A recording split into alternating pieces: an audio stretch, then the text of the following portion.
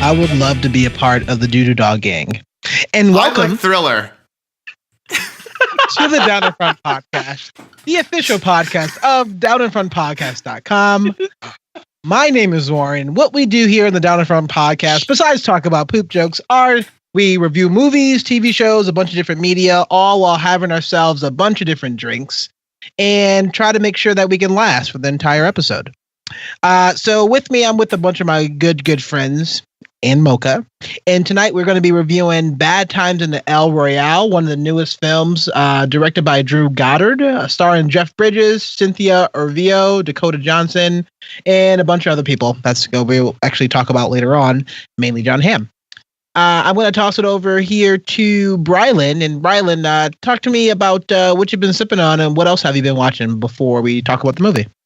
Oh, good evening. I'm back. I'm bad and beardy again. So what I'm sipping on right now is some more Woodford Reserve in my brand new tubby pint glass. Fill it up with anything you like because it's designed to take anything you want. It's amazing. But I am a bad spokesperson for Tubby. Sorry about that, Tubby. But what I've been watching recently is Doctor Who Season 11 finally started. I've watched the first 2 episodes. This is the first time we've had a female doctor in the form of Jodie Whittaker, and I think she's doing a pretty solid job so far. The show remains a show you tune in for, like, the story and the characters, not much about the special effects. They're still using matchsticks and toilet rolls too for most of their monster effects, but it's still lighthearted fun with some good messages from time to time to take away. I like it. It's fun. It's endearing, and I think Jodie Whittaker is doing a solid job. She's kind of imitating David Tennant a bit, but I hope she becomes her own doctor very soon. Man, I've tried to watch Doctor Who. I just couldn't get past like the first season, I think it was, but at least made it through an entire season. But I know there's so many different seasons, there's so many different feels. Like, what season is it up to right now? So this is season 11 of the new run of Doctor Who. So depending on which season 1 you watch, whether it was the one from 99 or the one from 1962, I'm sure your taste will differ on that. It was the guy who I thought was the guy who played Freddy Krueger, because his name is similar, but it's not. No, was it Chris Eccleston? Yeah, there it is. All right, okay, yeah. So it's the new run of Doctor Who. Yeah. All right. What's the guy who names Freddy Krueger? What's his real name? That is. I was about to say Arlie Yarmy, but that's not him. No. It's England. Thank you. Yeah. Thank you. So the entire country of England. Yeah. England, please. So then it is Doctor Who. It all comes around. Nice. Well, Brylan, Mouth of the South, it's great to see you. It's great to have you on. I'm excited to hear your thoughts of this movie. I'm going to toss it over to my best friend. We grew up together. We're going to hang out, and we're attending a wedding together, so I'm super pumped about that. Abbott, how's it going, man? What you been sipping on, and what are you watching? I just want you to know I was going to wear my tux for the wedding to this podcast, but I spilled some of this Frosty on it, so I'm going to have to return it and get another pink tux. But yes, I'm currently sipping on the notorious Scary Black Cherry slush from Burger King. Picked one of those up on the way home today, but I poured a heaping helping of bourbon in it so I could be an adult with you guys. And I'm feeling pretty foxy right about now. As for what I'm watching, I actually just got finished watching the first episode of The Haunting of Hill House on Netflix, and I've heard a lot of things about it going into it. I didn't actually realize it was based off of a book from like 1950s, which is kind of interesting. But it's a very different take. comparatively, and I was surprised. It's actually pretty spooky, and I'm excited to see where it goes going forward.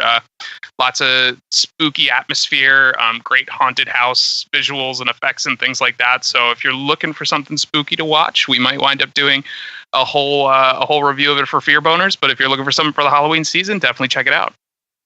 I mean, that one keeps bothering me on Netflix. Every time I go to Netflix, it's like right there telling me to watch it. I'm like, no, I just don't. I'm not a huge fan of horror.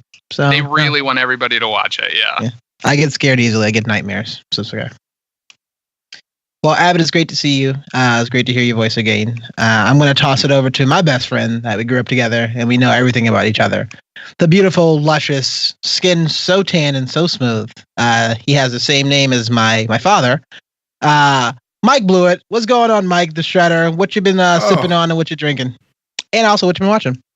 So, what I've been sipping on is the remainder of this Dunkin' Donuts harpoon because I was too lazy to go out and get anything new. Fun fact. What I've been watching, first of all, I watched David Cross's stand-up from 2016, the Make America Funny Again, I believe it's called. And I love moments like this. Like, I DVR stuff all the time and then forget about it, like a little squirrel with his acorns. And then I come back to it like a year later and I start watching it and you start seeing commercials for stuff that happened a year ago and you kind of forgot like the minutia of like what happened at that time. And that's kind of like this stand-up was. It wasn't super funny, but he referenced a bunch of stuff that was kind of old and like, wow, nothing's changed. It was pre-Donald Trump presidency, but there was still the same idiocy that was going on then. I've also been watching I'm a Killer. It's a Netflix original documentary on different folks that... I said that weird. We're going to move past it. We'll fix it in post. It's about different people that are sitting on death row, which was kind of an interesting topic to go through. Because the second episode, fun fact, the guy didn't even shoot anyone. But I guess in Texas, they have this insane rule that if you are an accomplice for someone, then you can also get charged with the same crime, which is insane to me. But it's kind of interesting to hear these people talk. So, man. I mean, I'll be excited to have my mom on the show. I know I said it. She actually did work death row for maybe 2 years in Jacksonville, Florida. So just picture that. I think she has some good amount of stories from there. So it makes it a little scary. Yeah, I'm not itching to do that. Any of it at all. You don't like my mother? You don't think my mother's a friendly person? No, your mother is way cooler than you are. In fact, she's probably the reason I keep on doing this podcast. Duh. Also, Dorothy Van Tooth's a saint. I'll talk to your mom. I do pretty good with moms. Well, see, I mean, I mean that in the most respectful way possible, please. I know she's an avid listener of the podcast until we start cussing, and then she cuts it off. So we haven't said a cuss word yet. So we lose her about an average of a minute and a half in. Or she was like, "Yeah, I cuss too much." It's okay. I want to toss it over to the most handsome, the most beautiful. This man is probably easily the most talented person that we have on this podcast. Sitting there huffing and puffing, waiting for his turn. I'm going to toss it over to the Mocha Mike in the flesh. Mocha Mike, what's going on, man? What you been sipping on and what you been watching? Fucking what's up, everybody? How's it going? All our listeners at home, it's Mocha Mike, doing very well. Currently, I am sipping on a delicious India Pale Ale. In fact, it's a Sierra Nevada. And I grabbed this one because the word Nevada was on the right side. Perfectly balanced. Much like in our movie today, I couldn't find anything with California in it, unfortunately. So, as for what I've been watching lately, I am on my way to catching up on the Marvel Netflix shows, which I have been woefully behind on the past few months. So I finally dipped my toes into Luke Cage season 2. I'm not going to go too much into my feelings on that because I'm only about 2 episodes in and you guys did an entire episode about it already. But needless to say, it took off to a pretty interesting start, and I'm excited to see what seems like it's going to be a slow burn and see where it takes the character. But yeah, that's what I've been up to lately. Yeah, I'm excited to actually talk to you about that. Hopefully that you can finish it soon, because I think when we did mention it and we reviewed it, we were pretty positive about it. I think we were kind of to the point where almost kind of even. I think some of us was like siding closer to season 1 than season 2. Abbott, Rylan, you guys remember? We were like on the fence about it. Yeah, I personally enjoyed it more than season 1.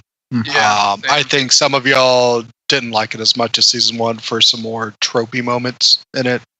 But I enjoyed like that it's actually more of a brighter story than the first season. Okay. I mean, there's some pretty. There's still some gruesome shit. I mean, it's not all fun and games, but I like that the whole like commercialization of Luke Cage into a hero. That's where I think the divisive point is. I mean, where I am in the story right now, it is all fun and games. So, way to spoil it. Now I know it's not all fun and games. It's going to be funnier and gamier, and then Mocha, how far in are you? I think I'm on episode like 8 or 9. Yeah, so I'm only on episode 2. So Really? I just got introduced to Black Mariah's daughter. Yep. wait till you get to episode 18. She just called Mariah. You know that, right? I mean, the character is definitely called Black Mariah in the first season and in the comics. Oh, okay. Wait, is she? Is her? She's also like gigantic in the comics. She's Oh my like God, I a have huge no woman in idea. the comics. Enough about Luke Cage. My name is Warren. I will be your host this evening. I am sipping on some Jameson and ginger ale, keeping it classy. Got nothing fancy about that. I just thought it was good.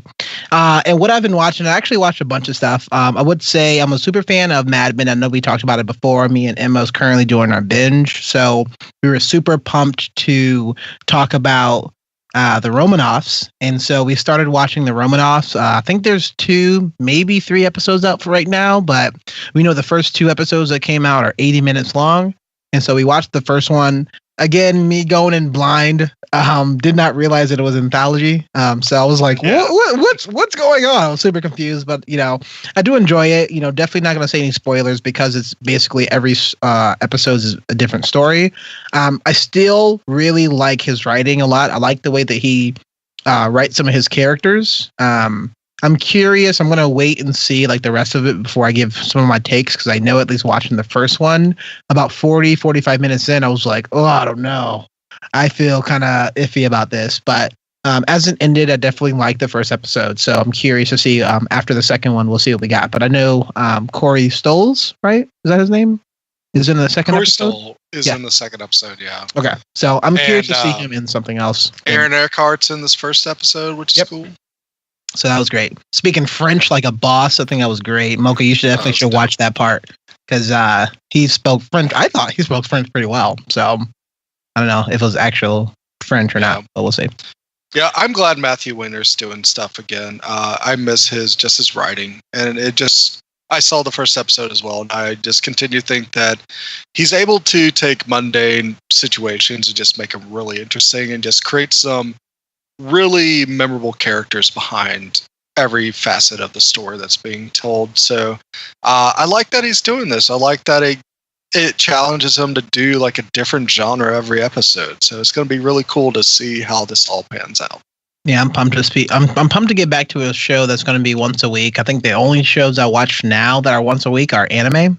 So it's going to be cool to not see actual real people.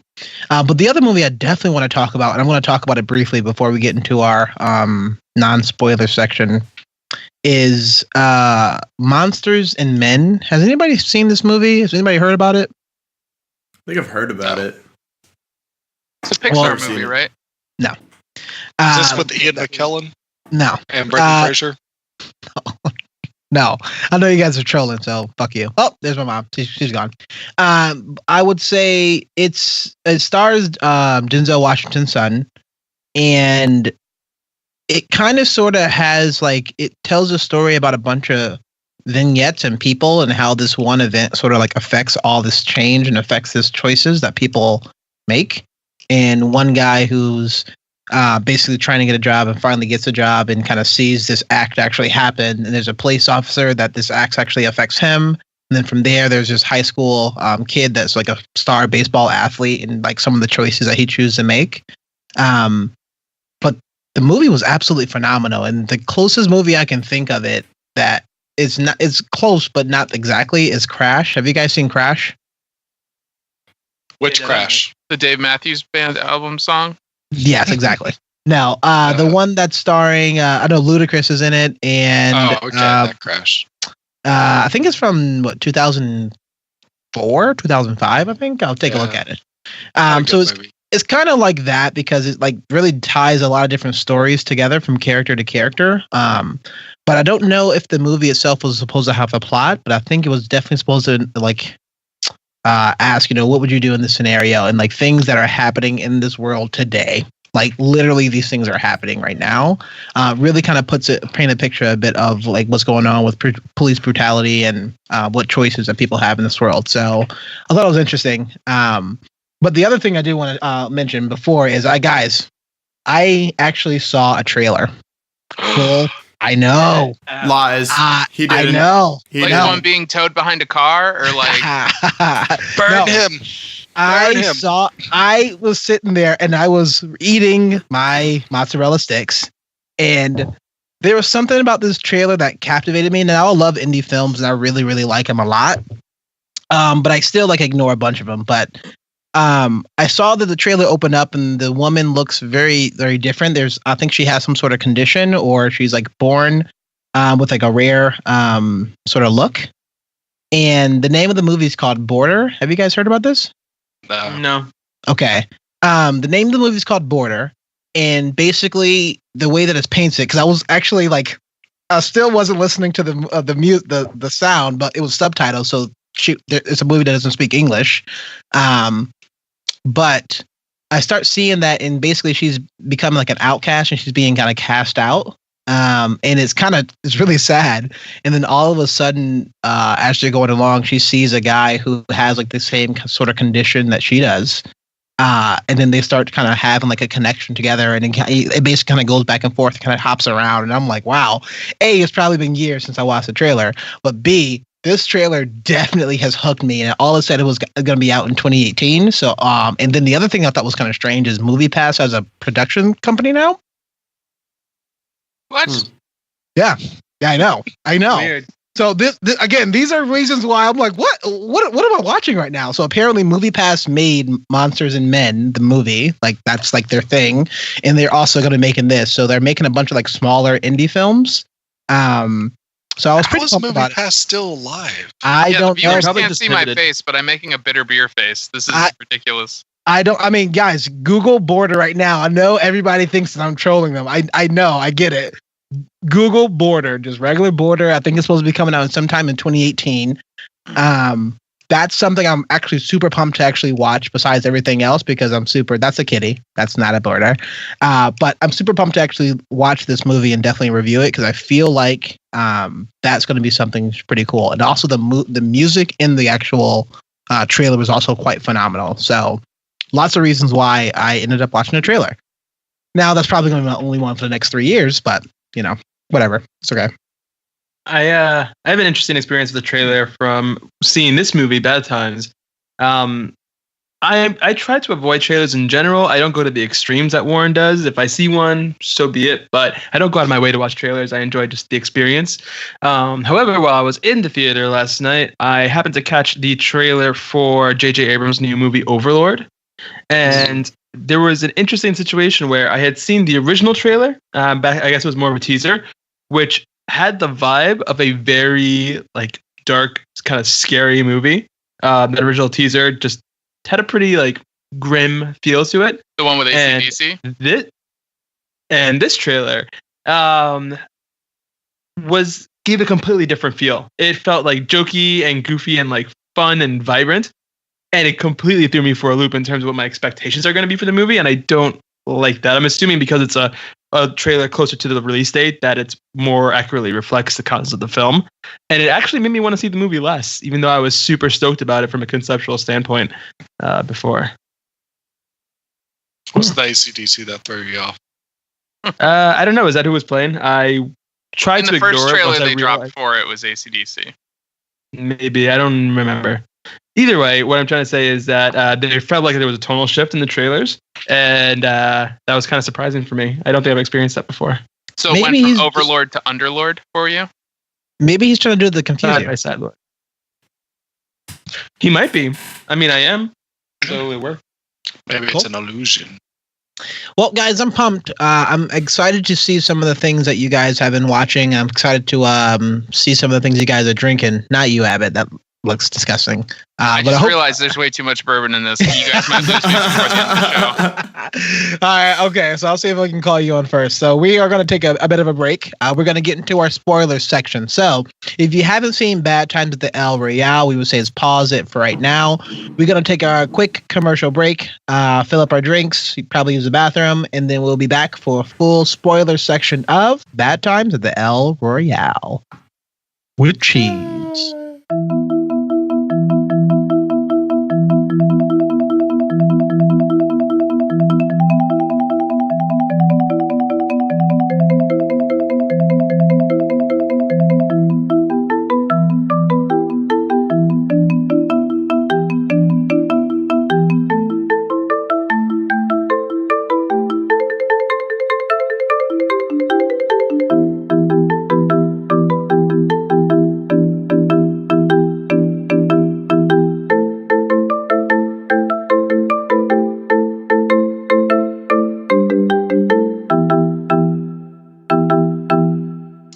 And we are back, and we are the Down in Front podcast, and we are in our spoilers section for Bad Times at the El Royale, directed by Drew Goddard. I am with Mouth of the South, Brylan, host of the Field Bonus podcast, Abbott, the sexiest person alive, Mocha, and the Shredder, who needs no introduction, Blewett. We are getting ready to actually dissect this movie a little bit, so we're going to break it up into a couple different sections. We'll be talking about the acting and the characters, and we'll start talking about the plot and like the story, also with the movie style a little bit. And then depending on, we'll talk a little bit of our closing it off and send some shout outs before we give you our lasting thoughts. So as always, I'm going to send it to my favorite person ever, Mouth of the South, Brylan. Talk to me about a bit of the characters in the acting of this movie.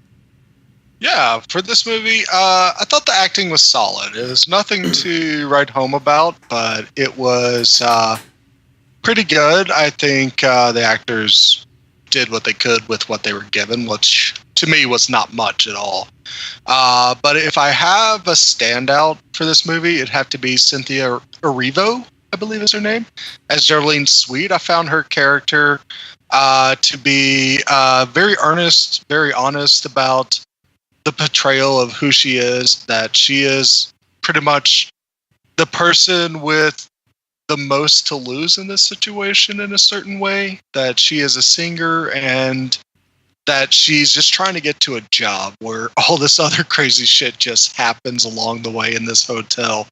And I'm glad that she essentially becomes the hero of this story. I thought it was a pretty cool turn to have her kind of be the one that comes out on top and everything. Other than that, I mean, you can't really deny Chris Hemsworth's charisma and his dedication to being a perfect human specimen. And I think that he does a really good Californian accent, and he's just a big, bold character that's on the screen all the time. I think it's a very empty character, but he definitely brings as much charm, but also at the same time ruthlessness to it as well. I hated that accent. I hated that accent so much. It just sounded like we were talking about for Venom. It sounds like SNL, the Californians. Yeah, but it's just like, that's, you could so tell that this is someone who doesn't natively speak American, and they were trying to make America so hard. Like it. But then sometimes he sounded like he was Canadian. Yeah, mission too. accomplished. It sounded very Californian, though. That's what I appreciate totally about that. It wasn't Canadian just an American accent. That he was just like, hey, let's go to the beach, bro. I mean, he definitely had those California twangs to his voice. Like, I didn't get that. A lot of times, some people say I don't speak American, which is honest truth. But I think I speak great American. And I think Chris Hemsworth, I mean, it was cool to see him not do a generic American accent. Yes. Generican? No, I'll say that to me it sounded like an Australian, not trying to sound like an Australian. It sounded like he was trying not to make an Australian accent, and that's what came out. It didn't work for me at all. It was just like, ugh, that's not what you sound like. Also, we're like 3 months away from Bring Me Thanos, and so like for me, that's kind of like where my headspace is and how he sounds, which I guess is unfair because it's an actor, not a human being. But you know, it's also crazy. With that in mind, it's crazy how like Chris Hemsworth, regardless of how you feel about him, is incredibly flexible in terms of what he does to his body for roles, because he was jacked for Ragnarok and for Infinity War, and he slimmed down significantly. Like he lost a lot of muscle weight while still remaining outrageously fit for this film. His arms were and still it's just pretty interesting big. to see him go like that. Oh Tw- yeah, well his arms 25 are always big. He has the biggest arms in the game. Apparently they're it's- deceptively massive. Apparently it was 25 pounds. I will say this, though. No one does weight loss, weight gain better than Christian Bale. Yes, that's what I was Yeah. gonna say. Like, if you've Yeah. ever seen like his transition between The Machinist and then like Batman Begins, it's like holy shit. And then Yeah, but Fighter there a was couple years years later, between and those now two. Vice. Well, I mean, the other thing, kind of talking about a couple points that you mentioned, Brylan, I really love the fact that, you know, the one thing I knew was that they were playing this trailer all the time.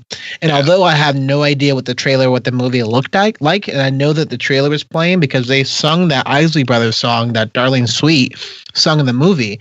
And I really, first of all, she was a damn good singer. Yeah. But I really loved the fact that they were having that, and I was hoping that this movie would be a bit more musically inclined. So I liked that she was the most innocent person, arguably, like she was the innocent person in this. Even Miles wasn't innocent. So I liked that element. I liked how she was kind of injected in the story. I liked her between that and, you know, Jeff Bridges playing the father, Daniel Flynn, or, you know, I guess his name was Doc O'Kelly. I liked that sort of back and forth they had. I just thought that the Chris Hemsworth was really oddly casted. I like Chris Hemsworth as an actor. I'm just not sure why it had to be him. And it felt like he was just playing, like much you guys were talking about. I just felt like his skills of what he can do was a bit wasted. And either change that role to be somebody a little bit less iconic. Like clearly he was in the biggest movie this year. And so I think it's kind of weird that you put such a big, high profile actor in this movie that shows up over an hour into it. I think that's kind of weird. I mean, And doesn't really give him a lot to do. He doesn't really have a lot to do besides, you know, mess with some people in that time frame, and then it kind of ends. So I was kind of bummed about that. Yeah, and I feel You're that definitely for not all wrong. the characters here, that not all of them. I mean, that's one of the big down points of this movie is characters really don't have anything to do in this movie. Yeah, Warren, you're definitely not wrong about your assessment of Chris Hemsworth and his place in this movie.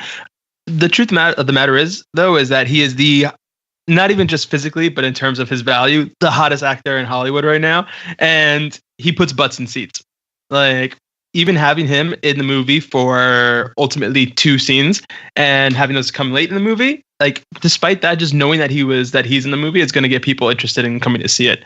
I just think it's kind of strange that, and I get what you're saying, but looking at like the trailers and the posters and looking at all the images, and I remember we were like looking at images of the movie, it literally is just him.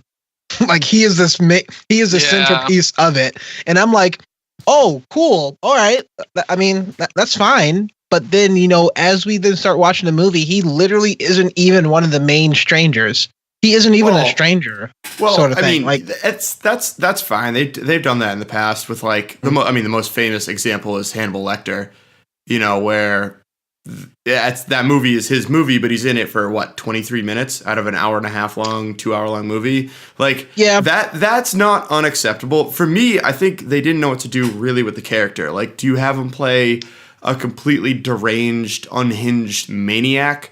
Do you have him play like a soft-spoken, like, a cult leader that you can kind of understand why people follow because he's like to the point, philosophical?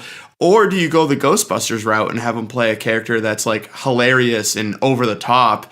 And there was little moments of all of it where he was the deranged psychopath shooting people at the roulette wheel. He was the soft-spoken philosopher when he was talking about, how men should be organized and how, like, there's either those binary choices and let's choose the middle one. And then he was also a little bit of a funny guy with his, like, some of his mannerisms and kind of the pseudo-messiah look that he had going the whole time. Like, that could have been played up and been actually funny.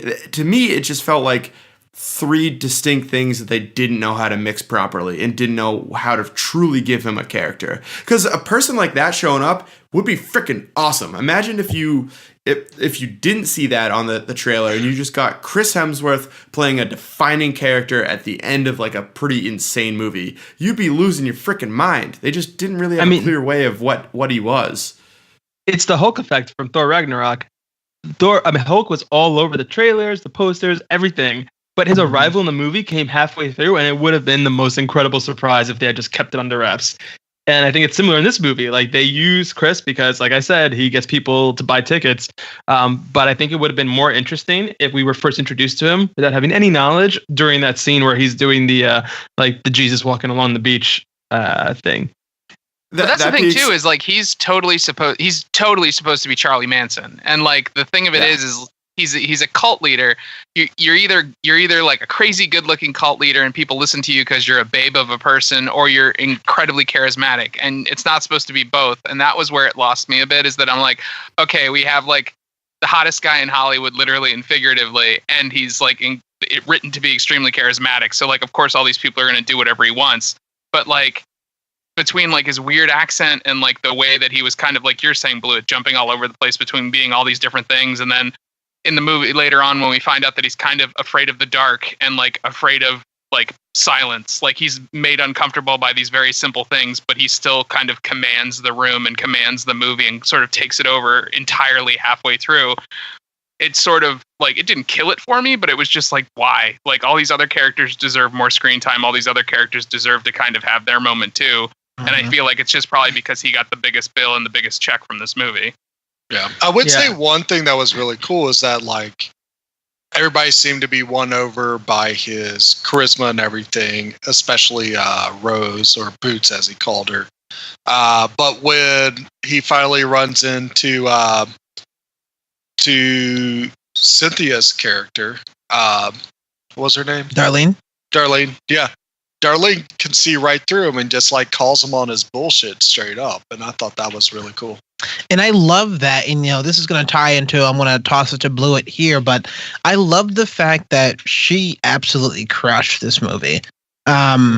From all we got from her was one scene from that disgusting sort of like music producer and her singing, and how he was basically saying that she's not shit. Her time's worth like, a penny, like nothing.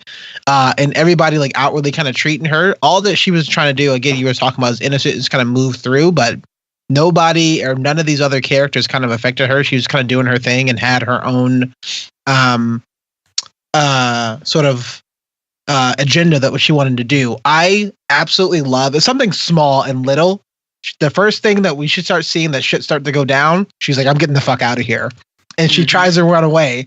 And even seeing, the dead John Hamm's body, takes the plugs from his body to try to actually run away. And I'm like, oh my gosh, yes, I would have did the same thing. But nobody else in that scenario tried to run because they have to stay there for some reason. So I'm liking that they actually put that in there. They actually injected some, common sense into her to say that, this is a scenario that's not the best for me. I need to get out of here. So I like that. Blue, what else you got? Yeah, as far as the character goes, we touched a little bit on Darlene and then Chris Hemsworth. I think Jeff Bridges has pretty much perfected like the endearing creep, if you know what I mean. Like he says all the right words. There's just that under tension of like weird to him, and it's so unnerving to watch, but it's so nice at the same time.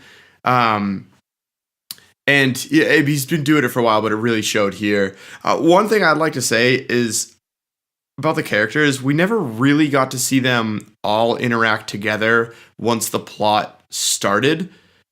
Because they offed John Hamm so early, we never had that like 70%, 75% of the way through the movie reconvening moment. Like we kind of did when they were all kidnapped by Jesus Chris Hemsworth, but like that was a different situation. There was not really like a time to talk and explore the characters fully. Truthfully, I thought it would have made it stronger if they actually all got to a point later in the movie once the plot actually started. But also, I think they should have kept it, they all lived or they all died. This film, it's based on those character interactions and slowly finding out who and what they are. And we never really got to see the payoff there. And I think you either expose them as all flawed individuals and then as a result condemn them all. Everyone's got their sins. The religion was a big part of it. They even had that funny like, oh, I'm X, Y, and Z. You wouldn't like me, religious moment. And you get them all together and you basically condemn them all to death. Or you have them kind of relive again, getting religious about it, having, repent for your sins, overcome a situation, and then everyone moves forward together. It was kind of weird that they killed some of them and then for like not really any great reasons. It seemed like some of the more repentant ones died. There was no conclusion. Like Darlene and Bridges were the ones that made it out. He was the hardened criminal. She was a singer. And then we have I forget Dakota Johnson's character, but like she was kind of in the middle where she like Emily. Yeah. She like technically killed someone, but she was doing it because she was protecting her little sister. Like that's a flawed character, but that's not necessarily a bad person. And then we had the FBI agent. Like the morals didn't line up with who lived and who died, and as a result, it was slightly weaker. Of like, why did these characters actually matter? Yeah, well, that's actually a good point because one of the things that I feel like with this movie is that in the format that it is, and given the story that they delivered, the vast majority of the characters don't really matter. They're interesting to sort of follow for a bit, but for me, this film should have absolutely have been a Netflix series. This should have been like a 12-episode TV show. Anthology series. Yeah, it should have been something where every episode got to see the backstory of each of these characters as the events of the night unfold. Similar, you can even break it up in similar ways because there was a lot of those like action-oriented overlaps where there were sudden like stops to go back a bit. But we needed more reasons to care about these characters. We needed reasons to be invested in them, and I was invested immediately in the beginning because of the mystery of it all, of who these characters were and how they were going to interact, even how their room numbers would play into the thrill of things. And it never delivered. Most of the characters died too quickly for anything to be even built up around them or resolved. And it left a really like weird taste in my mouth. Like John Hamm's character, you spend a couple minutes explaining to us how he's actually a secret agent for the CIA. He has communications with Edgar Hoover. He is here in this hotel to capture some sort of asset, which I'm assuming turns out to be the roll of film that we see later on. But then he's just killed. And then nothing ties back into it afterwards. And like, don't get me wrong, I'm a fan of characters suddenly being killed for the sake of creating like a thrilling plot diversion. But there's got to be some other payoff to these characters, and it happened with all of them. Emily gets killed at the end, and we don't get any buildup for her really. We find out that she was beaten as a child, and that she went to save her daughter or her sister from this cult leader. But there wasn't really much else to it to have any sort of emotional impact when she was killed. And that applies to almost every single character that dies in this movie. And I think had it been a Netflix show, we would have had the chance to explore that and have meaningful payoff for those deaths. And I wonder if this is actually something I wanted to bring up with you guys. Is this an issue that is more prevalent in our time today? Like, are we able to see more of an opportunity for movies to be longer form because of the ubiquitousness of Netflix? Or is this just an example where, yeah, regardless of what era this was in, it would have been better if we had more time for the story? I think it would be regardless of the era. I mean, one of the issues that we're having with this movie is that we didn't have enough from these characters. And the one biggest draw that we're going to ask is, hey, can we get some more story here? Can we get a little bit more character development? Can we get a bit more so that we care about what happens at the end? And doesn't matter what movie that it is, we're going to ask, I need a little bit more to actually give a shit. And if you're not doing that and you kill off what I thought would have been, you know, much like we have said before, one of the more visually entertaining characters in that particular plot, with John Hamm's character being a secret agent and him going through all the bugs. Like, it was such a good visual scene, and the character that he was playing, I thought it was great. They spent so much time. I thought for sure that was like, oh, cool, he's going to be like an interesting thing to the plot. It's going to be also almost going to be some sort of foils, and that ends so quickly that it's like, okay, what else are we supposed to focus on? It just kind of a character like his. Wow. Really quick, a character like his can die, and there still be repercussions to that death later on. Like, it have ripple effects, but it didn't. It just and they even said that the cops are going to be coming if you kill him, and she kills him anyway. And then the cops never come, so who cares? Mocha. Yeah, Mocha, to your... I was going to say, one quick point. I think that we're living in a time that we're kind of spoiled by this, where Netflix is a thing now. And also, we weren't watching movies in the 60s. So it goes back to like the Salieri effect, where everyone knows Mozart. Salieri was just as big of a composer back in those days, but Mozart wrote like some of the definitive music from the classicism. And so 300 years later, all we remember is Mozart, where we're looking at the same thing of like movies in the 60s. They were long, big, epic films, 50s, 40s, or whatever. It doesn't really matter. But all the films that are like second rate and like okay, that could have maybe used something like Netflix to fully flesh out, they just get forgotten, and we don't watch them. Our parents forgot about them, and they never told us to sit down and watch those films when we were kids. And so we never get to see these movies that, like, if given a better medium, would have been something truly special, unless they remake it on Netflix, on Hulu, on, you know, like, unless they get redone, which happens all the freaking time. But so I think it's a twofold point where, like, we are also just spoiled because people are now, instead of making a movie or instead of going to like a serialized, you know, sitcom type thing where there's going to be, you know, other seasons and you have to account for commercials and time limits, you know, a good storyteller can say, hey, I'm going to tell a 8-hour-long story in 8 episodes, and, you know, it is what it is. And then we're done. We'll never see this again. Yeah, Mocha, to your question, I would argue that you could have made this movie shorter and it would have been a more interesting movie and still had time for more character development.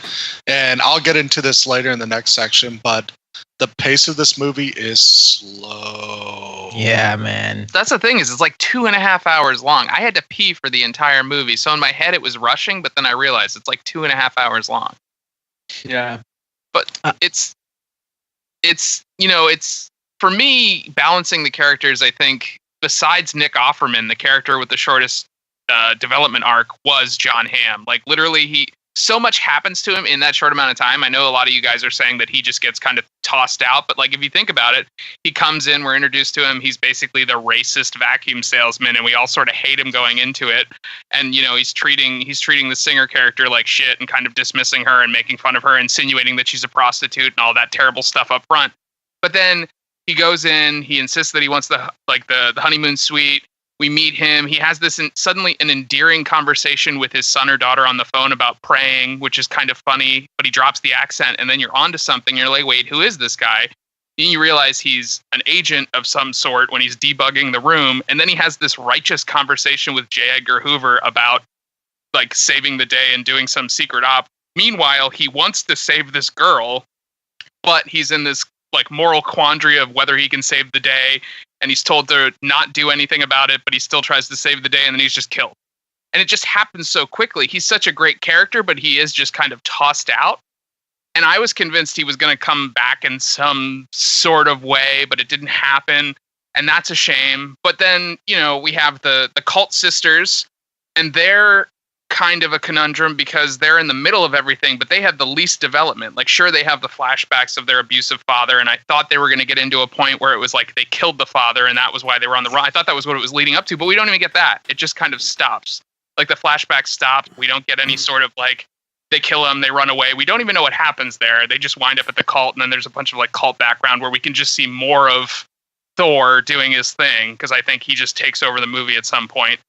But honestly, for me, like, Jeff Bridges, like I said before, steals the show. Like, his I mean, if you saw the trailer, like, the trailer made it very apparent, because it basically framed the scene where he says, "I'm not a priest," and it sort of ruined it. I almost wish I didn't see the trailer, because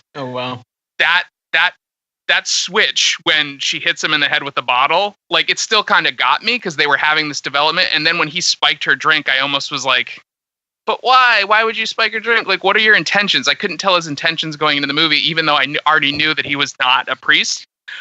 But every time he went into the whole, it was almost the same switch with John Hamm's character, where he made you hate him and then you kind of loved him, or you were at least a little bit more intrigued, where you're like, oh, you're here for a good reason. You're not here to be an asshole. Jeff Bridges' character delves into these moments where he doesn't remember things, and he admits, he breaks down his walls, and he admits that he has this senile dementia, this issue. And his character, I feel, is almost the most developed, if you think about it, because there's so many flashbacks, either like the bank robbery scene or the doctor scene, or, even the hiding the cash scene is involved with his character. So, like, he gets the most development throughout the entire movie. But the scenes where he does have those, like, lucid moments, or the lost moments where he's kind of very fuzzy, like, for me, hit home very hard, because my dad suffered with senile dementia toward the end there. And for me, like, his mannerisms were just so spot on that I was just really feeling it. So he stole the movie for me over Thor. Like, Thor and his greasy nipples, whatever, he can dance all he wants. But Jeff Bridges, amazing. And I keep forgetting the woman who played the singer, her character being sort of like his foil, or his cohort in the movie as well. Like, I'm glad that they paired them together, because the conversations they had, the dynamic they had on screen was, like, perfect. And I think her arc as well was really great. Like, I'm glad that they did the whole, like, this is, what she wants, this is where she's going. To keep kind of bringing back in the idea of, like, Reno, where Reno, some people might aspire to wind up in Reno, but the one guy tries to make that seem like that's the end. That's, like, where you sort of go to die as a singer, but, like, that's sort of what she did. And she's still kind of happy, but she's doing her thing. But she's an accomplished singer while she's doing it. Like, she sounds great. And, like, she is used to almost break the tension throughout the entire movie. That was, for me, was like, I would get really ratcheted up, because when John Hamm's character gets blown away with the gun, like, that's so just like in your face. Like, I've never been shot with a shotgun, but that just seemed really dramatic to me. But then all of a sudden it sort of it's balanced with the fact that then you can bounce back and look at the room, and she's practicing her singing. And it's just, it's weird, but it worked for me to kind of carry me through the film, like, her singing in general. So I think each person obviously brings something different to the movie. But yeah, a lot of I think it was fairly obvious who was the writer's favorite. Yeah, Jeff Bridges was definitely probably my second favorite character in this movie. And yeah, I would definitely second that the sisters were underdeveloped. Like, I think Nick Offerman's character in that first 5 minutes of the movie shows you more about his character than we ever learn about Emily, especially. That just through his actions of, like, hiding behind the window, closing the curtains, doing that clever thing of just, like, seeing them go through, move the furniture to one side, roll up the carpet, take out the boards and everything. That whole action speaks volumes of his character more than anything that Emily does in this movie.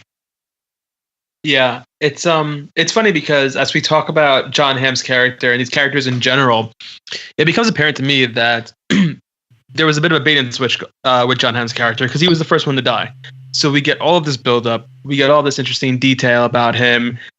He's the one who gets to explore the corridors with the two-way mirrors, which was a super creepy scene. Like, that entire beginning of the movie was actually really well executed, I thought. And then when he gets shot, it's a complete surprise, because you have no reason to think that she's actually going to shoot him at that moment. and that sort of sets off the trigger that everything, like, things are really bad at the El Royale and things are not going to end well for people. And I can accept that if at that point where John Hamm dies, the main characters become the sisters and we get the movie focus on them entirely. And I feel like there was enough there to focus on them. Like, if we focus on the sisters, that means we get to focus on Billy Lee. And if we get to focus on Billy Lee and flashbacks and conversations about him, then it makes it really matter when the younger sister gets on the phone and calls him over, because we have more reason to be either excited or scared by the notion of Billy Lee showing up. But they didn't do that. They ended John Hamm's character and then tried to continue to spread things out evenly among everybody. And so we didn't get enough meaningful focus on any character from that point on, I thought. Except for maybe Jeff Bridges, who, for the exception of Jeff Bridges' character, because he got pretty well fleshed out. Well, that's the thing. What's interesting about it too is that the movie, with considering that it's sort of broken, there's chapter breaks. All the chapter breaks are either like the room that they're staying in, and then there's Billy Lee. Like, he's defined by who he is. Everybody else is defined by the room they stayed in. So it's like they really want to sell Hemsworth being in this film. An interesting thing about him too is that we never see Billy Lee confined by walls. Every other character is going through some intense experience within four walls at every time, except for when John Hamm is outside in the rain. But even then, he's in a phone booth. Or the woman character, Darlene, she's in a car. Whereas with Billy Lee, when we see him, he is walking with his arms spread out on a beach with nothing but the sea and the sky around him. He is walking through a field with mountains far off in the distance. He is in the woods with one wall behind him, but the night sky above him. And I thought that was just interesting from a directorial standpoint to give this impression of freedom for that character that the others didn't. But again, like, I still think it fell short. That's a good call out. Let's talk a bit more. Let's move on to actor and characters. I know we're going to definitely be talking about that more. I'm curious to hear more about like the story and plot and overall the movie style. I know we already started talking about it. I'm going to toss it over to Brylan and says, talk to me. Yeah, so I'm going to start by prefacing it with this. So this movie is written and directed by Drew Goddard. Last movie he wrote and directed was Cabin in the Woods, which was a fantastic genre film that kind of played around with the genre a bit, doing a little tongue-in-cheekery to the Cabin in the Woods horror movie trope.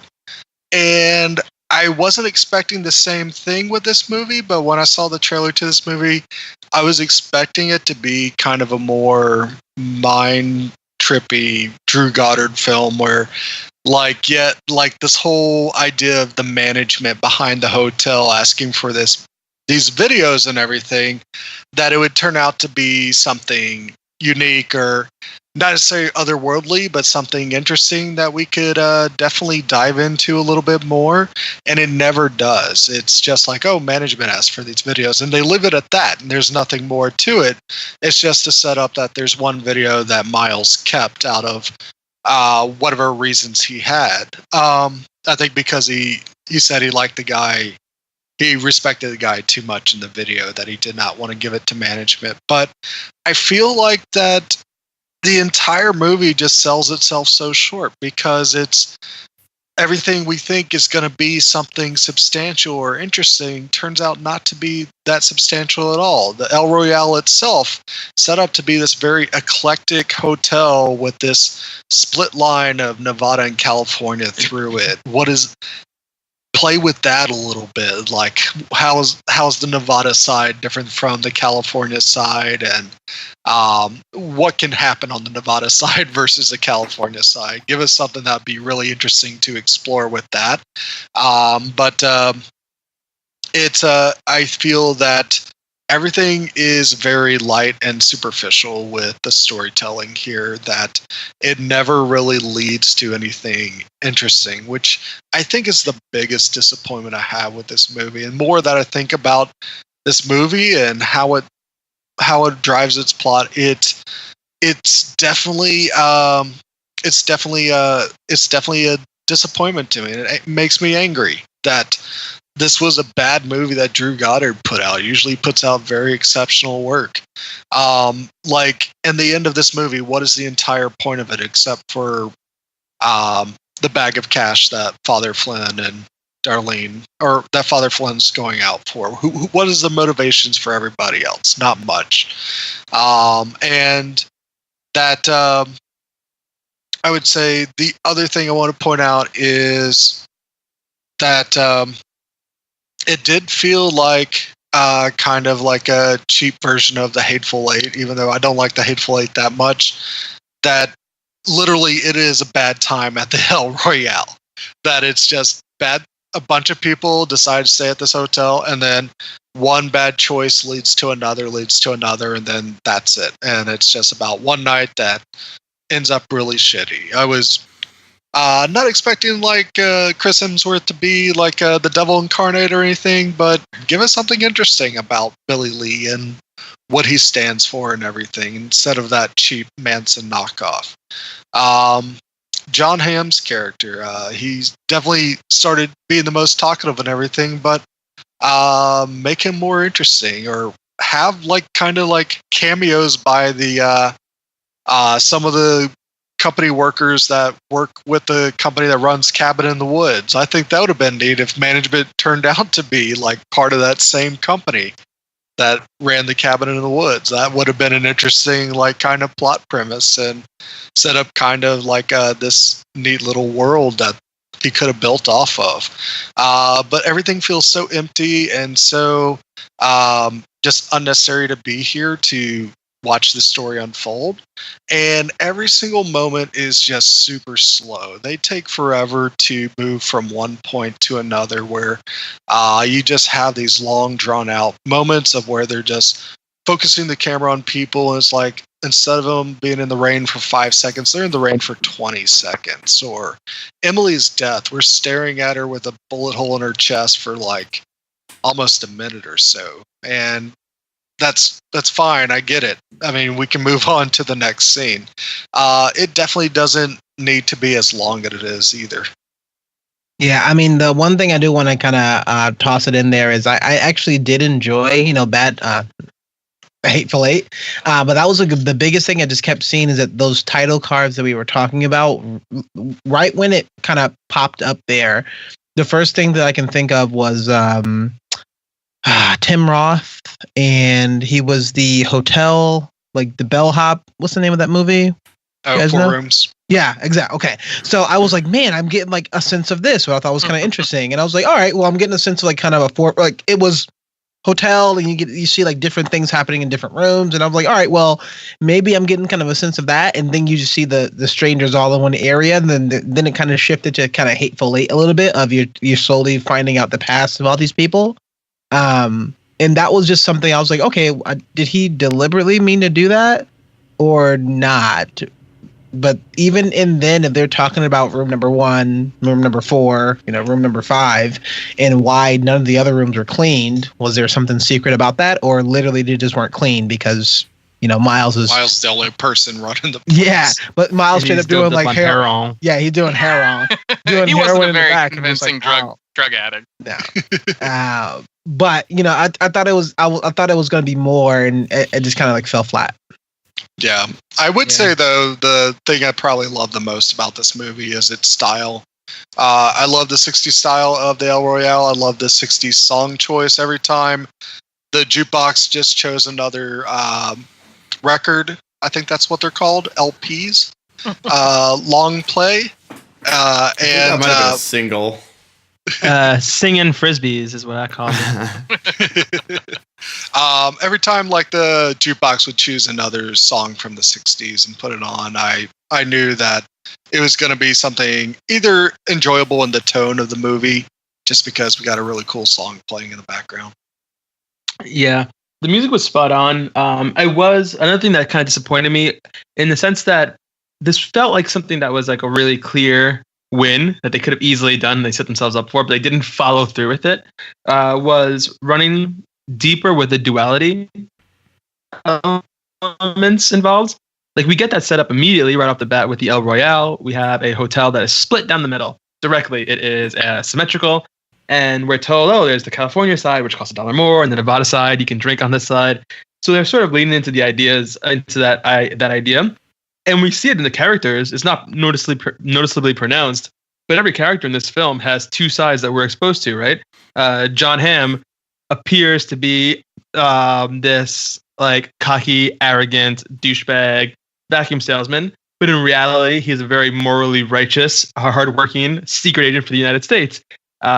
Emily appears to be this complete and utter douchebag slash abusive kidnapper, but we find out that she's actually a hero who's trying to rescue her kid sister from a dangerous situation. Billy Lee appears in the beginning to be this really sensitive, caring, friendly guy who turns into a monster at the end, who just wants to kill people and torture them before their deaths. Like every character has two sides to them, but it wasn't really like driven home for any of them, and it didn't play out in any major ways. And I feel like that was a huge missed opportunity that they set up and then just completely whiffed on as the movie went on. Yeah, I don't think, like, I enjoyed the movie. I don't think it was like bad, but definitely caught some Tarantino-y vibes along the way, but not overly. More so, just to Brylan's point, I feel like this was more Drew Goddard sort of trying to define himself as a filmmaker after making Cabin in the Woods, for example. I feel like there were definitely some things that I noticed where he was trying to thread in some themes. Like, for example, I noticed obviously the two-way mirror is quite prominent in both films, Cabin in the Woods and this movie. This movie had a lot more of them. Also, the weird theme of wolf erotica popped up as well. But to that point, that stands out. But there's several threads that are pulled in this movie that are never like brought around again. Like, that is a great example. There's a part where Miles tells the story about a dude who got naked with a wolf, and he saw him, and he thought they were gonna have sex. They didn't have sex. They just laid and held each other in the bed, and it's just weird. And then you're just sitting in the theater being like, why would you bring that up? Like, why? Is this guy going to show up later?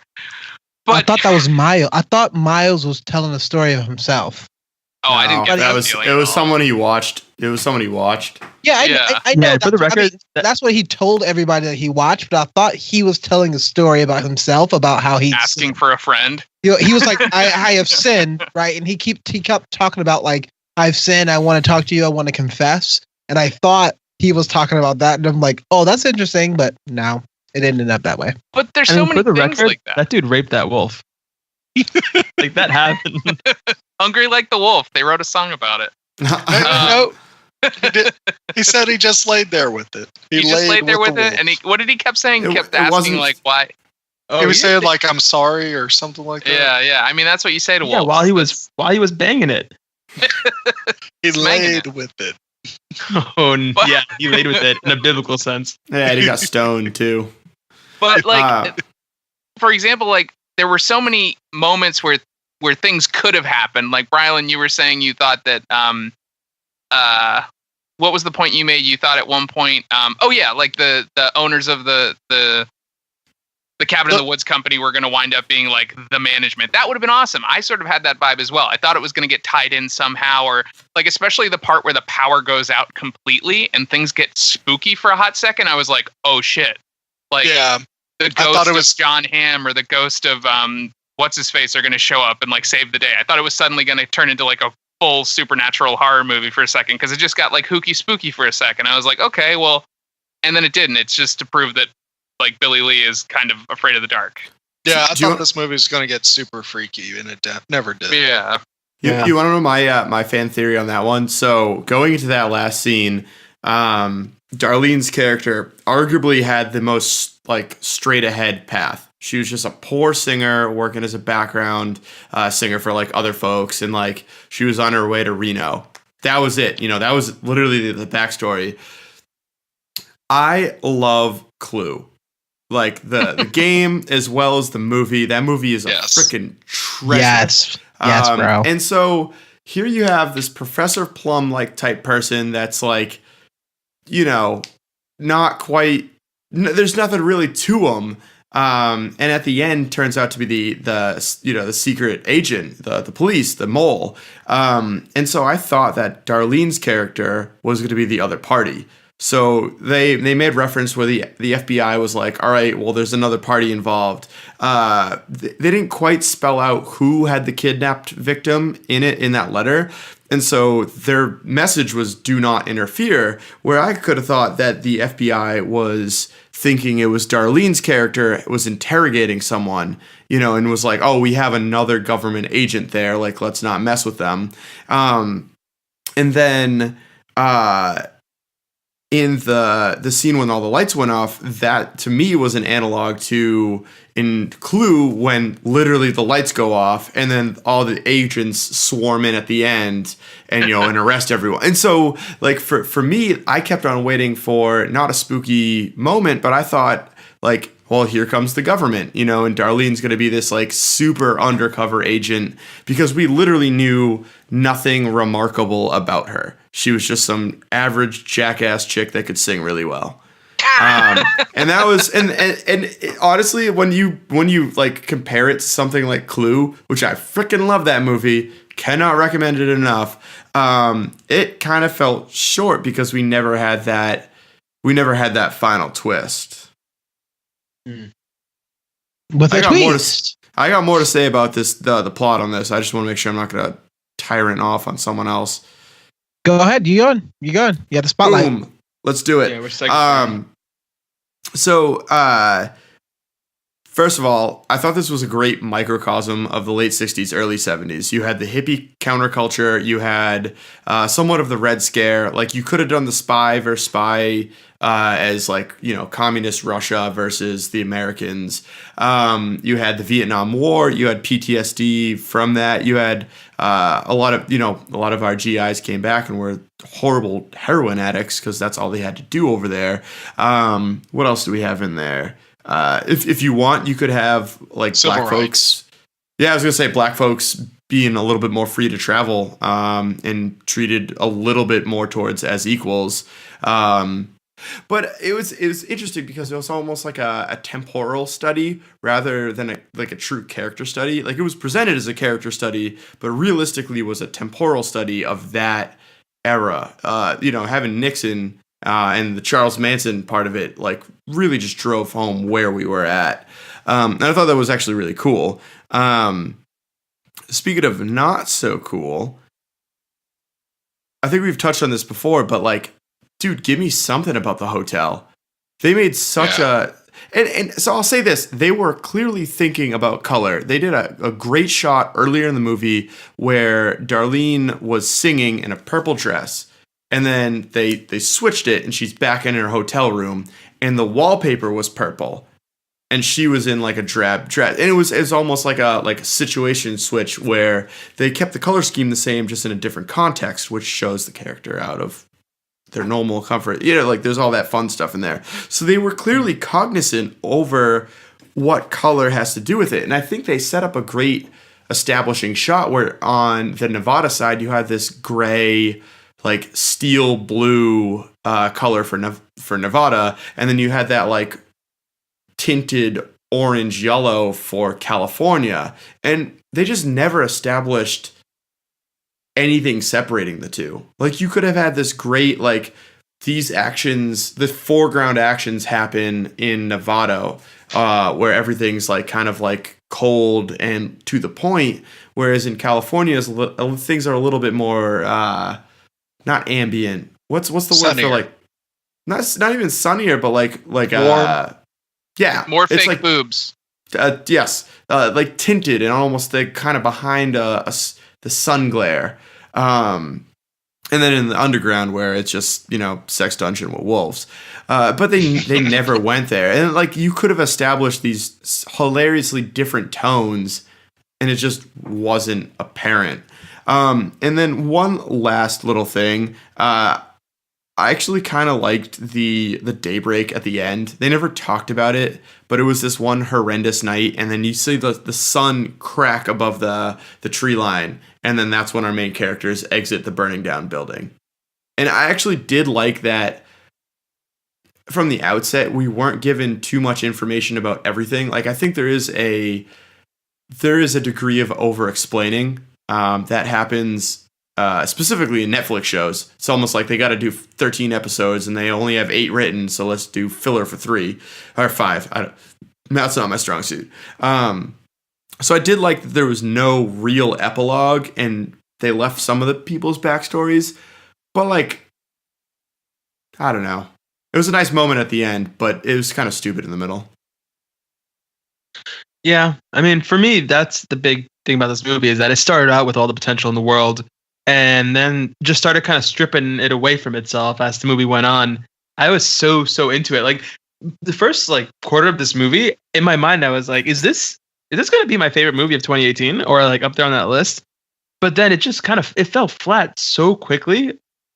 And again, like it really did have all the potential. Like all the points you guys have been making about things they could have done all sound like perfectly good ways to bring more life into this film, which is unfortunate because, I don't know, like Abbott said, I would have wanted more out of Drew Goddard, and I would have wanted more for all these awesome actors who were brought in here. All right, so we talked about a lot of characters. We talked about acting. We talked about the plot, so a lot of the movie style too, and a lot of things I'm going to be talking about here. So we're going to move into our next segment, and then before we round it off, I'm going to toss it over to Mr. Mocha. What you got for me? Yeah, so I want to really quickly just sort of kick off a new segment we're going to have here on the Down in Front podcast called Send a Sip. Basically, we want to take a moment to sort of shout out the either people or events that are going on in our lives that are worth recognizing, and send a little sip of one of the beers that we're drinking our way, along with some good vibes, and just be grateful for something for once in our miserable lives. So I'll kick us off. I want to send a quick sip out to the folks over at Not Another Gaming Podcast. That's Dom Mahoney, Papa Dom, Dr. Bob, and tall and lanky Chris P. They had me on the podcast last week as a guest. You finished that. I know I didn't finish it, but whatever. It's all good. It's tall, lanky, and his butthole stanky. They invited me onto their podcast as a guest. They've got an awesome show over there with a really cool group of people or audience who follow along. And it was a blast after like listening to them for so long to actually get on there and talk about some general life stuff as well as video games. So it was a lot of fun. So shout out to them. Thanks a lot for having me on, guys. And also want to send a sip to the 3 torsos that are stacked on top of each other to make Chris Hemsworth.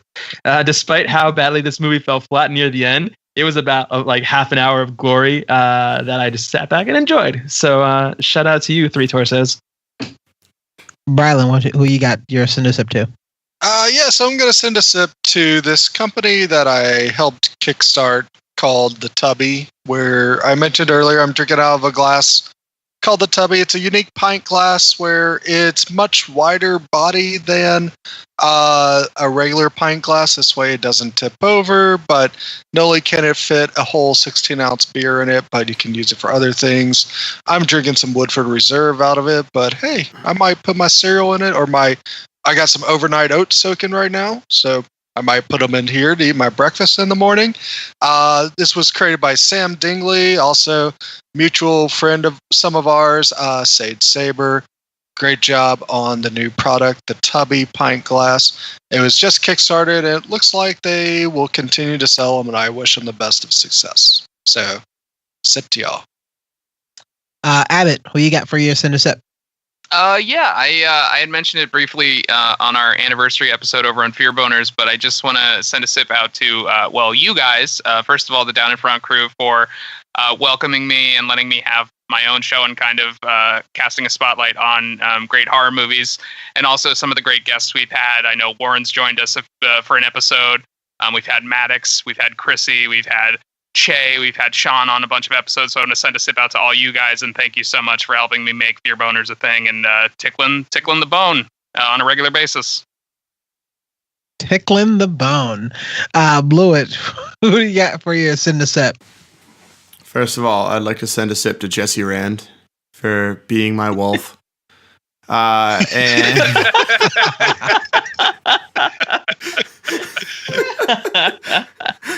and then I'd like to get a special send a sip for Mocha, actually, for not talking about Chris Hemsworth's abs for the last hour and a half to 2 hours. Because we know you have it in you, buddy. But that sort of restraint was quite incredible.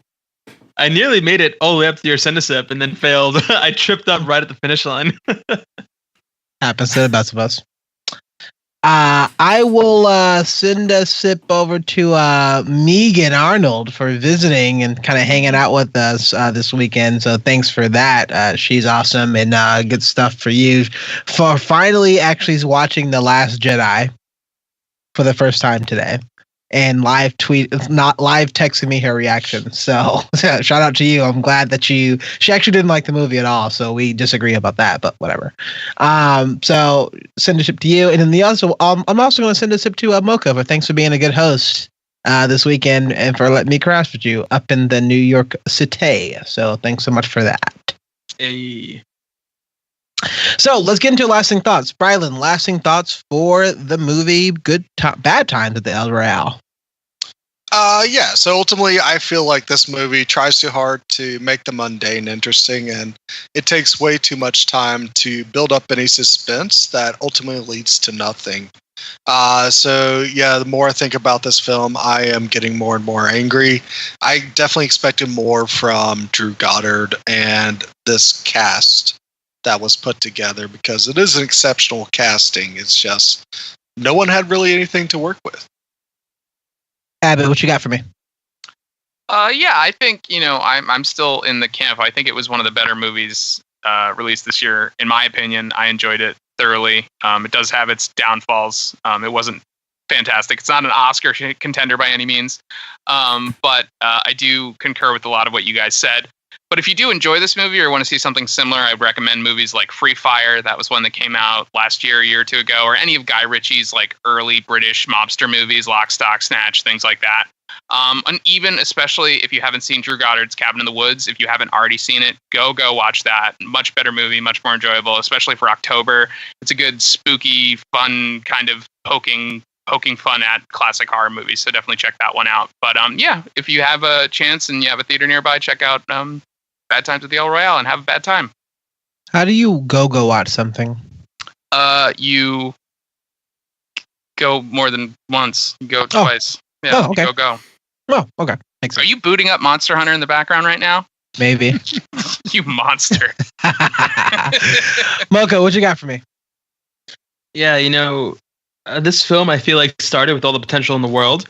And while ultimately it didn't end as a bad movie, I couldn't categorize it at that. It was a big disappointment, especially considering that it came out of the gate with so much intrigue and just threw it all to the wayside partway through. Ultimately, I would say that if you're into sort of Tarantino-esque overlapping like intrigue story, like character dramas, it's worth watching.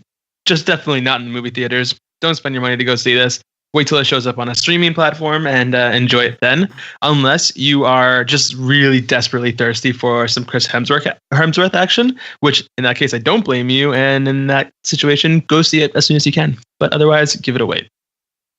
Blue, what you got for me? Yeah, so I thought this was kind of like in the vein of Mother, where it was just a director kind of putting a bunch of stuff together about certain things and just making a weird film about it. It worked a hell of a lot better than Mother, but still wasn't that good of a movie. Ultimately, just go see A Star Is Born again. Or Infinity War. Stay home. Go to Redbox. It's $1, $2, maybe. I don't know. I've never done that. How much can a banana cost?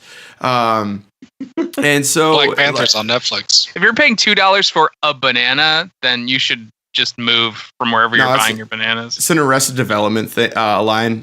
Lucille gives the guys $10, and she's like, "Go buy a banana." And they're like, "What's this?" It's like, "How much?"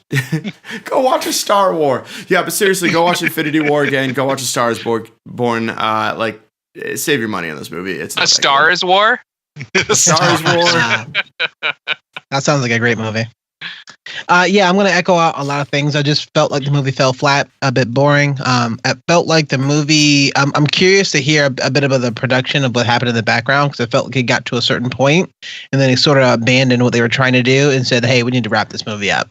And so that's exactly what it kind of felt like. If there's movies out for right now, definitely go check out First Man, because that's probably is going to be the better movie in theaters right now. So definitely go check that out. And with that, we have been the Down in Front Podcast. Thanks so much, everybody, for hanging out. Thanks, everybody, for joining here. Brylan, where can people find more of your work? Yeah, you can find this old heart of mine on Twitter at Bryland, Brilund. You can find me on Instagram. I am Bryland. I'll post many movie and TV reviews from time to time on there. And I'm also the host of the Gamescast, twitch.tv/Down in Front Podcast. I'm playing through Spider-Man on the PS4 right now. But maybe tonight, Warren will grace you with some Monster Hunter. Hey, don't be shy. Get it streaming. No, I gotta get up at 5. I gotta get up at 5 o'clock. I'm not gonna do that. Too. No, you don't. And call me, please. Help me. Call me. I'm tired. Abbott, the beautiful abs man. Where can people find more of your work? Yeah, we actually just celebrated our 1-year anniversary over on Fear Boners. You can check out that episode we released last week. We got 2 more episodes in the pipeline. We're hoping to poop out before the end of October. Super excited about that. But you can follow and like, subscribe, whatever the hell you do over on Twitter at Fear Boners DIFP, just to make sure you know when new Fear Boners episodes are coming out. Or you can also email me directly at fearbonersdifp@gmail.com and ask me all sorts of sexy wolf questions. Sexy wolf questions. Mocha, where can people find more of your work? Yeah, you can find me on Twitter, smacking holy men upside the head with bottles at Mocha Mike LI, as the Lord intended. Unfortunately, you cannot find me at Mocha Mike. The person who owns that username was buried underneath the floorboards in an abandoned hotel, and no one knows where that is now, so I can't get access to it. So until then, Mocha Mike LI. You can also find me on Instagram at Mocha Mike, where I post a lot of my photography work, and on Medium at Mocha Mike, where I write some longer form reviews of the things we talk about here. And always a pleasure. Mr. Blewett, what do you got for me?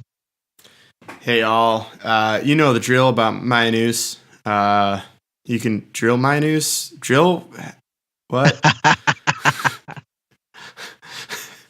Find us at Facebook and Instagram and text message. So if you really want to, you got to go with Jesse Rand walks through the grass shirtless with his tweaky nipples at ymail.com. Again, that is Jesse Rand walks through the tall grass with his tweaky nipples at ymail.com. Reach out to us. Hey, Jesse's got a body now. I think of all of us, he's the one who could pull that off the most. Oh, dude, he has got at least 2 abdominal muscles that come through, which is, I think, more than all of us. He's got 2 Hell yeah. nipples. Shout out to Jesse's 2 abs. They don't call him a good old Jesse 2 abs for nothing. Jesse 2 abs Rand. I'm definitely calling him this tomorrow in work. He's going to smile, nod, and walk away. Just not even a question. Like, just this. And then just like, oh, thanks, man. Check out more of our work, Down in Front Podcast.com. Check us out on Twitter, _DAFP. Check us out on Facebook, facebook.com/Down in Front Podcast. If you like what we do, you want to see bonus episodes, more episodes, early episodes, content, and even more kind of failed artwork, check out more of become a patron, patreon.com/Down in Front Podcast. Thanks so much, everybody, for kind of hanging out with us. Stay tuned for our next review of Halloween. Super excited of that movie. See Jamie Lee Curtis back on the big screen, so I'm excited to check that out in Dolby this week with the Mocha Mic. So super pumped about that. Thanks everybody so much, and have a great evening.